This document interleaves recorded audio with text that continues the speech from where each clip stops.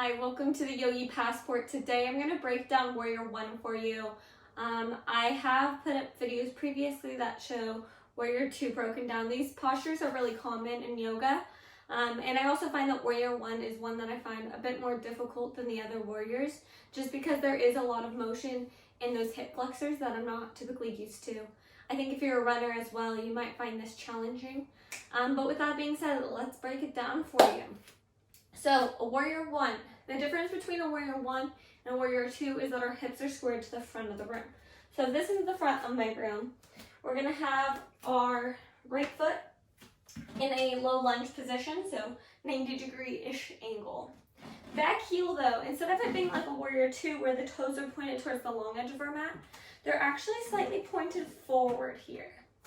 So they're not fully forward like a lunge, which would be like this. Up, our heel is going to be down, and you can't just put your heel down unless your joints are different than mine, because I cannot.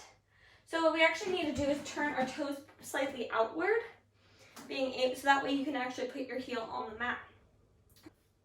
Now you can see here, my hips are not squared to the front of the room. They're more like a Warrior 2 posture right now. So what we're actually going to do is we're going to take our hips. Sometimes I put my hands on my hips to make it easier to know where they are. And we're actually going to rotate our hips to the front of the room. You're going to keep that back heel down and keep this front knee bent. If you're not able to access this where your correct back leg is, you can widen your stance. So maybe your feet are going bigger than your mat now. So your right foot's even off your mat. And this is going to make it so much easier to twist our hips to the front of the room. As we get more and more advanced, we have more practice in this posture, you can start to narrow your stance again. So the other thing that we find a lot in this posture is we're not engaging our core. We're kind of just like rolling into it, sitting into it. Our bellies are hanging out.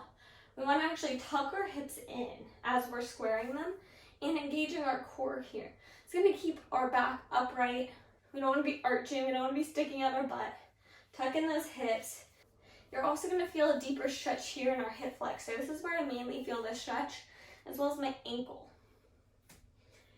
And then simply inhaling our arms up. Again, making sure our shoulders aren't up by our ears, but our shoulders are rolled down our back. And this is Warrior 1. And that is how you do Warrior 1.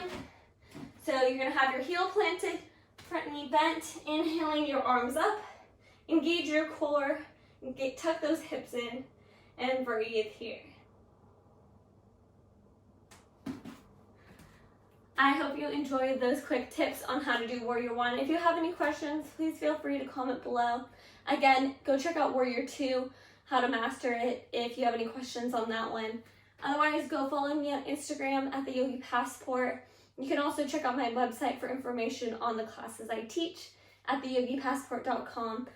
I hope you have a wonderful day. Enjoy your journey. Namaste.